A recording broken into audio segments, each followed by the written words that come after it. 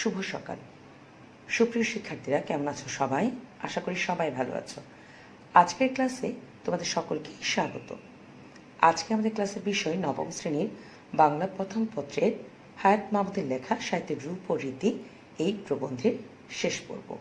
আমরা সাহিত্যের রূপ ও রীতি এই প্রবন্ধে প্রথম পর্বে আমরা নাটক ও কবিতা সম্পর্কে জেনেছি। আজ আমরা পড়ব ছোট গল্প, উপন্যাস ও প্রবন্ধ। তাহলে চলে যাই মূল পাঠে। ছোট গল্প সম্পর্কে আমাদের খুব বেশি জ্ঞান বা ধারণা নেই, তবে ছোট গল্প যে অনেকটাই মজাদার তা কিন্তু আমরা অনেকেই জানি। ছোট গল্প নামের মধ্যে কিন্তু রয়ে গেছে যে এটি ছোট একটি গল্প, অর্থাৎ ছোট গল্পের আকৃতি ছোট হয়। এখানে বহু ঘটনা বা চরিত্রের সমাবেশ থাকে না।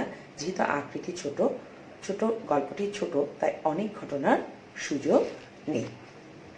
জীবনের খণ্ডাংশ অর্থাৎ কোনো ছোট ঘটনা, খণ্ড ঘটনা, আনন্দদায়ক ঘটনা বা আনন্দদায়ক ভাব ফুটিয়ে তোলা হয় এই গল্পে। এখানে যেহেতু কাহিনী ছোট, তাই এখানে পুঙ্খানুপুঙ্খ অনেক খুঁটিনাটি বর্ণনা থাকবে না। তোমরা এখানে একটা কবিতা দেখতে পাচ্ছ, রবীন্দ্রনাথ ঠাকুরের সোনার তরী কাব্যগ্রন্থের বর্ষাযাপন কবিতার অংশ, এবং এই কবিতাংশটি ছোট গল্পের ব্যাখ্যায় সবচেয়ে বেশি প্রায়োগিক বলে ধরে নেওয়া হয়। তাহলে চলো কবিতাটি পড়ি। ছোট প্রাণ, ছোট ব্যথা, ছোট ছোট দুঃখ কথা, নিতান্তই সহজ সরল, সহস্র বিস্তৃতি রাশি, প্রত্যহ যেতেছে ভাসি, তারই দু চারটি অশ্রুজল, নাহি বর্ণনার ছটা, ঘটনার ঘনঘটা, নাহি তত্ত্ব নাহি উপদেশ, অন্তরে অতৃপ্তি রবে, সাঙ্গ করি মনে হবে, শেষ হয়েও হইল না শেষ। অর্থাৎ আমাদের জীবনে ছোটখাটো নানান ঘটনা ঘটে এবং সেই ঘটনাগুলো কখনো ভুলে যাচ্ছে, আবার কখনো মনে থাকছে না। সেখান থেকে দু চারটি ছোট ঘটনা, সেসব ঘটনায় অনেক বর্ণনা থাকবে না, এবং এই গল্পের উদ্দেশ্য কোনো উপদেশ দেওয়া নয়। এই যে শেষ হয়েও হইল না শেষ কথাটি, এই কথার ভেতর দিয়ে এটি ছোট গল্পের সবচেয়ে বড় বিষয়। ছোট গল্পের সবচেয়ে গুরুত্বপূর্ণ বৈশিষ্ট্য হচ্ছে গল্পটি শেষ করার পরেও পাঠকের মধ্যে একটি অতৃপ্তি থাকবে, অর্থাৎ গল্পের শুরু এবং শেষ হবে নাটকীয়, এবং পাঠকের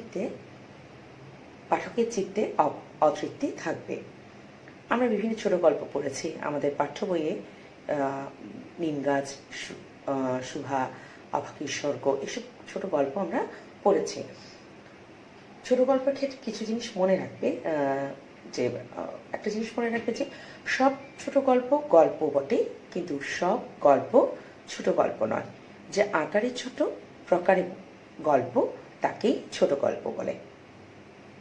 ছোট গল্প সম্পর্কে এডগার অ্যালান পো বলেন, 8 ঘন্টা থেকে 2-1 ঘন্টার মধ্যে পড়ে ওঠা যায় এমন কাহিনী ছোট গল্প। এডগার অ্যালান পো হলেন মার্কিন ছোট গল্পের জনক। H.G. ওয়েলস বলেন, ছোট গল্পের আয়তন এমন হওয়া সঙ্গত যেন 10 থেকে 50 মিনিটের মধ্যে পড়ে শেষ হয়ে যায়। হ্যাঁ, তার পুরো নাম হচ্ছে হার্বার্ট জর্জ ওয়েলস। তিনি ইংল্যান্ডের গল্পকার। তিনি ঔপন্যাসিক ও গল্প লিখেছেন। ইংরেজি ভাষায় পোকে ছোট গল্পের জনক হিসেবে বিবেচনা করা হয়। ছোট গল্প কিন্তু খুব বেশি দিন আগে থেকে রচিত হচ্ছে না, মানে লেখা হচ্ছে না, অর্থাৎ লেখক বলেছেন 40-50 বছর আগে থেকে ছোট গল্প রচিত হচ্ছে, এবং এটিকে বাংলা সাহিত্যের সর্বকনিষ্ঠ বলা হয়েছে। ছোট গল্পকে কেন সর্বকনিষ্ঠ বলা হয়েছে? কারণ বাংলা সাহিত্যে ছোট গল্পের উন্মেষ ঘটেছে পাশ্চাত্য সাহিত্যের প্রভাবে, এবং আধুনিক যুগে পাশ্চাত্য সাহিত্যের প্রভাবে উপন্যাস পেয়েছি, নাটক, মহাকাব্য পেয়েছি। এদের মধ্যে সবচেয়ে শেষে সংযোজিত হয়েছে কোনটি? ছোট গল্প। তাই ছোট গল্পকে সর্বকনিষ্ঠ বলা হয়েছে। এরপর দেখো, বাংলা ছোট গল্পের সার্থক রচয়িতা হচ্ছেন কে? রবীন্দ্রনাথ ঠাকুর। অর্থাৎ রবীন্দ্রনাথের হাতেই কিন্তু বাংলা ছোট গল্প উৎকর্ষ লাভ করে। বাংলা ভাষার সার্থক ছোট গল্পকারের অনন্য দৃষ্টান্ত রবীন্দ্রনাথ ঠাকুর। তাহলে চারিত্রিক বৈশিষ্ট্য অনুসারে ছোট গল্প আবার বহু প্রকার হতে পারে। সাধারণত শ্রেণীবিভাগ হিসেবে এগুলিকে উল্লেখ করা যায়, যেমন প্রেম বিষয়ক, সামাজিক, প্রকৃতি ও মানুষ সম্পর্কে অতি প্রাকৃতিক কাহিনী, হাস্যরসাত্মক, উদ্ভট কল্পনাশ্রয়ী, সাংকেতিক বা প্রতীকধর্মী, ঐতিহাসিক, বিজ্ঞানভিত্তিক, ঘাস্তভিত্তিক, মনস্তাত্ত্বিক, মনুষ্যোত্তর, প্রাণীজগৎ, বাস্তবনিষ্ঠ, গোয়েন্দা কাহিনী বা ডিটেকটিভ গল্প, বিদেশি পটভূমিকায় রচিত গল্প। আমাদের জন্য সবচেয়ে গর্বের বিষয় এটা যে বাংলা ভাষায় আমরা এই যে শ্রেণী বিভাগ, যে কটা বিভাগ দেখিয়েছি ছোট গল্পে, সবকটি শ্রেণীর গল্পই বাঙালির গল্প লেখক বৃন্দ যারা গল্প লিখেছেন তারা এই প্রতিটা বিষয়ে তারা এই গল্প, ছোট গল্প লিখে গেছেন। আমরা এবার সাহিত্যের যে শাখাটি নিয়ে আলোচনা করব সেটি হচ্ছে উপন্যাস।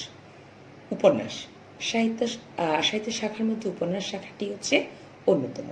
এটা তোমাদের মনে রাখতে হবে, সাহিত্যের শাখার মধ্যে উপন্যাস অন্যতম। উপন্যাস গদ্য ভাষায় লিখিত হয় এবং উপন্যাসের প্রধান উপজীব্য হচ্ছে প্লট।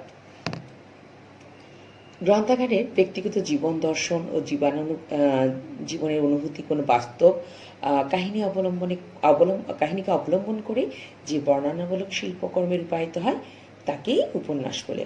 উপন্যাস হলো একটি বর্ণনামূলক সাহিত্য যেখানে জীবনের পূর্ণাঙ্গ কাহিনী থাকবে, যা প্রকাশে লেখকের ব্যক্তিগত দর্শন এবং জীবনানুভূতি, অর্থাৎ লেখকের যে দৃষ্টিভঙ্গি তা প্রকাশ পাবে তার লেখনীতে। আগেই বলেছি বর্ণনামূলক, তবে এটি গদ্যে রচিত হবে, হ্যাঁ, কবিতা ছন্দে রচিত হবে না। পাঠক সমাজে সর্বাধিক জনপ্রিয় উপন্যাস পুঙ্খানুপুঙ্খ বর্ণনা হয়। এটা শুরু এবং শেষের কি আছে, বিস্তৃতি আছে, তাই এটি পাঠকের কাছে অনেকটা বেশি আবেদনপূর্ণ, তাই এটাকে জনপ্রিয় সাহিত্য বলা হয়। এবং উপন্যাসের প্রধান উপজীব্য হচ্ছে প্লট। প্লট শব্দটির অর্থ হচ্ছে আখ্যানভাগ বা কাহিনী, অর্থাৎ উপন্যাসের মূল উপাদান হচ্ছে তার কাহিনী। প্রথম বাংলা উপন্যাস পাই আমরা 1865 সালে বঙ্কিমচন্দ্র চট্টোপাধ্যায়ের কাছে। তার প্রথম সার্থক উপন্যাস হচ্ছে দুর্গেশনন্দিনী, তবে তিনি ঐতিহাসিক উপন্যাসই বেশি রচনা করেছেন। তোমরা যখন পাঠক এটা আমার সাথে সাথে পড়বে, আমার পড়াটা শুনবে এবং তোমরা নিজেরা পড়বে, তখন দেখবে সবই তোমরা বইতে পেয়ে যাচ্ছ। বঙ্কিমচন্দ্র চট্টোপাধ্যায়ের পরবর্তী লেখক যারা আছেন তাদের মধ্যে রয়েছেন রবীন্দ্রনাথ ঠাকুর, শরৎচন্দ্র চট্টোপাধ্যায়, মানিক বন্দ্যোপাধ্যায়, তারাশঙ্কর বন্দ্যোপাধ্যায়, বনফুল, সমরেশ বসু, শহীদুল্লাহ কায়সা প্রমুখ। বাংলা সাহিত্যের সবচেয়ে জনপ্রিয় ঔপন্যাসিক শরৎচন্দ্র চট্টোপাধ্যায়। শরৎচন্দ্র চট্টোপাধ্যায়ের উপন্যাসে কিন্তু সাধারণ মানুষের জীবন খুব সহজ সরল ভাষায় উপস্থাপন করা হয়েছে, যে কারণে বাঙালি পাঠক তার উপন্যাসে নিজেদের জীবনকে খুঁজে পান। সে কারণে এ যাবৎকালে যত সাহিত্যিক আছেন উপন্যাস রচনা করেছেন তাদের মধ্যে শরৎচন্দ্র চট্টোপাধ্যায়ের উপন্যাস সবচেয়ে বেশি পাঠক সমাজে জনপ্রিয়তা অর্জন করেছে। এখানে একটু প্রাসঙ্গিকভাবে আরেকটা কথা চলে এসেছে, সেটা হলো মঙ্গল কাব্য। মঙ্গল কাব্য হচ্ছে মধ্যযুগের একটি কাব্যধারা। এটি একটি কবিতা, তবে এখানে কাহিনী বর্ণিত হয়, মানে বর্ণনা করা হয়। আবার এখন যেটা আমরা আলোচনা করছি উপন্যাস, মানে এখন যেটা আলোচনা করছি উপন্যাস নিয়ে, সেখানেও কাহিনী বর্ণিত হয়। হ্যাঁ, তাহলে মঙ্গল কাব্যে ও কাহিনী বর্ণিত হয়, আবার উপন্যাসেও কাহিনী বর্ণিত হয়। তবে দুটোর মধ্যে মৌলিক পার্থক্য হলো মঙ্গল কাব্য কিসে রচিত হয়, পদ্যে রচিত হয়, আর উপন্যাস গদ্যে রচিত হয়। তাই মঙ্গল কাব্যের সাথে কাহিনীর ভিত্তিতে উপন্যাসের মিল থাকলেও দুটি কিন্তু আলাদা বিষয়। হ্যাঁ, আর মঙ্গল কাব্য হলো মধ্যযুগের আর উপন্যাস হলো আধুনিক যুগের। উপন্যাস বিভিন্ন ধরনের হতে পারে, ঐতিহাসিক, সামাজিক, কাব্যধর্মী, ডিটেকটিভ, মনোবিশ্লেষণ ধর্মী। এবার আমরা আলোচনা করব সাহিত্যের সর্বশেষ শাখা প্রবন্ধ। প্রবন্ধ নিয়ে আজকে আমরা আমাদের একদম লাস্ট যে আলোচনা, সেই আলোচনাটা আমরা প্রবন্ধ নিয়েই করব। প্রবন্ধ হচ্ছে গদ্য সাহিত্যের সর্বশেষ সংযোজন। প্রবন্ধের যদি প্রকৃতি ও প্রত্যয়গত অর্থ নির্ণয় করি, তবে অর্থ হবে প্রকৃষ্ট রূপে বন্ধন। যে রচনা যুক্তিতর্কের মধ্যে দিয়ে তৈরি করা হয় তাকে বলা হয় প্রবন্ধ। প্রবন্ধ গদ্যে লিখিত হয়। প্রবন্ধ কি? লেখক কল্পনা শক্তি ও বুদ্ধিবৃত্তিকে আশ্রয় করে কোনো বিষয়বস্তু সম্পর্কে যে আত্মসচেতন নাতিদীর্ঘ সাহিত্যরূপ সৃষ্টি করেন তাকে প্রবন্ধ বলে। এর উদ্দেশ্য পাঠকের জ্ঞান তৃষ্ণাকে তৃপ্ত করা, অর্থাৎ অজানা বিষয়, নতুন কোনো বিষয় পাঠকের কাছে উপস্থাপিত হবে যা পাঠকের জানার আগ্রহকে তৃপ্তি দিবে। এই জাতীয় লেখায় তথ্যের প্রাধান্য থাকে। শুধু তথ্য থাকলে তাকে প্রবন্ধ বলা যাবে না, কিন্তু সে কারণে সংবাদপত্রের খবর প্রবন্ধ নয়। যেমন আমরা নিয়মিত সংবাদপত্র পড়ছি, সংবাদপত্রে নানা ধরনের সংবাদ থাকে এবং সেই সংবাদগুলো আমাদের জানা নয়, অজানা বিষয় যা আমরা জানি বা জানতে পারি সংবাদপত্রের মাধ্যমে।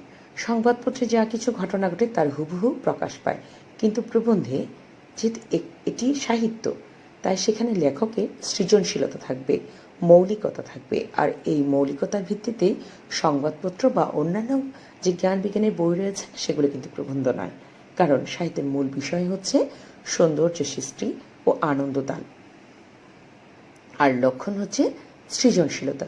যদি সৃজনশীলতা না থাকে তবে সেটাকে আমরা সাহিত্য বলবো না। প্রবন্ধের দৈর্ঘ্য হবে সংক্ষিপ্ত। প্রথম বাংলা প্রাবন্ধিক হলেন রাজা রামমোহন রায়। প্রবন্ধের প্রকারভেদ। প্রবন্ধ কয় প্রকার? প্রবন্ধ দুই প্রকার, একটা তন্ময় প্রবন্ধ আর একটি হচ্ছে মন্ময় প্রবন্ধ। প্রথমে আমরা তন্ময় প্রবন্ধ সম্পর্কে আলোচনা করব। তন্ময় প্রবন্ধ হচ্ছে বিষয়বস্তুর প্রাধান্য স্বীকার করে যে সকল বস্তুনিষ্ঠ প্রবন্ধ রচিত হয় তাই তন্ময় প্রবন্ধ। আরেকটু যদি সহজ করে বলি, অর্থাৎ যে বিষয়টি নিয়ে প্রবন্ধ রচিত হবে যদি সেই বিষয়টি গুরুত্ব পায়, সেই ধরনের প্রবন্ধকে আমরা বলি বস্তুনিষ্ঠ বা তন্ময় প্রবন্ধ। এই প্রবন্ধ শুরু থেকে শেষ পর্যন্ত সুনির্দিষ্ট বিষয়ে সীমাবদ্ধ থাকে। এই জাতীয় রচনায় লেখকের পাণ্ডিত্য, বুদ্ধি ও জ্ঞানের পরিচয়ে মুখ্য হয়ে দেখা দেয়। এরপর আসি মন্ময় প্রবন্ধ নিয়ে। মন্ময় প্রবন্ধ তন্ময় প্রবন্ধের বিপরীত। তন্ময় প্রবন্ধকে বলেছে বস্তুনিষ্ঠ আর মন্ময় প্রবন্ধকে বলছে ব্যক্তিনিষ্ঠ, কারণ এই প্রবন্ধে লেখকের মেধার চেয়ে ব্যক্তি হৃদয়ই প্রাধান্য পায়। সেটাই হচ্ছে মন্ময় প্রবন্ধ। ফরাসি ভাষায় বেল ল্যাথর বলে একটি শব্দ আছে, ইংরেজিতেও বেল ল্যাথরই বলে। এর বাংলা নেই, বাংলায় বলা যেতে পারে চারুকথা। বেল শব্দের অর্থ সুন্দর আর ল্যাথর শব্দের অর্থ লেটার বা অক্ষর। রবীন্দ্রনাথের বিচিত্র প্রবন্ধ বইটি সকল রচনাই এই জাতীয় মন্ময় প্রবন্ধের পর্যায়ভুক্ত।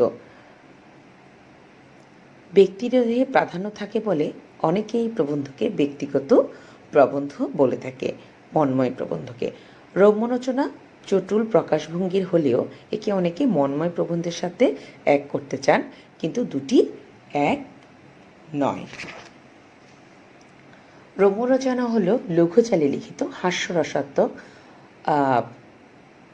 মুখপাত্র রচনাই হলো রম্যরচনা, অর্থাৎ সেটা খুব হালকা ভাষা হবে, হাস্যরসাত্মক হবে, কিন্তু মন্ময় প্রবন্ধ তা নয়। তোমরা এই জায়গাটা একটু লিখে নিতে পারো রম্যরচনার বিষয়টা, যে রম্যরচনা হলো মূলত হাস্যরসাত্মক হলেও রম্যরচনার মূলে থাকে সামাজিক অসঙ্গতি কিংবা স্বেচ্ছাচারিতার উপর নিগূঢ় প্রতিবাদ। রম্যরচনার বিষয় গুরুগম্ভীর হলেও ভাষা খুবই সাদামাটা হয়। রম্যরচনাতে লেখকের সৃজনশীলতার তীক্ষ্ণতা ও গুরুদৃষ্টি প্রতিভাত হয়। এই হলো আজকের আমাদের আলোচনা। আমরা ছোট গল্প, উপন্যাস এবং প্রবন্ধ নিয়ে আলোচনা করলাম। তোমরা পাঠ্য বইয়ে যে শব্দার্থ টিকাগুলো দেওয়া আছে তোমরা সেগুলো পড়বে বাসায় মনোযোগ দিয়ে, এবং এই পাঠটা সাহিত্য রূপরীতি প্রবন্ধটা আবার তোমরা পুনরায় পড়বে, এবং আশা করি আজকের যে বোঝানোটা হয়েছে সেটাতে তোমাদের কাছে অনেক বেশি সহজ মনে হবে। ধন্যবাদ সকলকে।